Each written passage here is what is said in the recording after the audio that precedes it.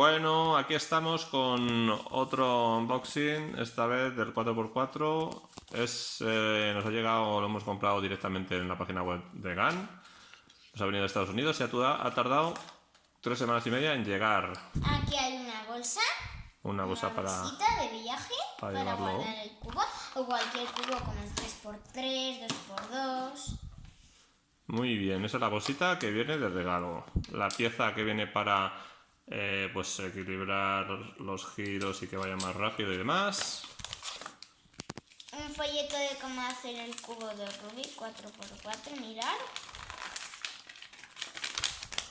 Muy Más bien. adelante haremos cómo se hace el cubo de Rubik 4x4 y aquí viene el cubo. Viene en una caja de plástico transparente, muy dura. Se puede poner así. Así, por si acaso tenéis... ¿Eso queréis exponerlo en una estantería o algo? Aquí viene el cubo. Gira muy bien. Es de base negra Y es de imanes, por eso gira también. Vemos ahí los imanes. y aquí, pero aquí hay dos, ¿vale? Es muy rápido y pesa bastante más porque, Sí. bueno, es una capa más y al final se tiene que notar eso. Eso y los imanes, claro. Hay una diferencia muy grande. Bueno, y aquí están los imanes, el corte de esquina.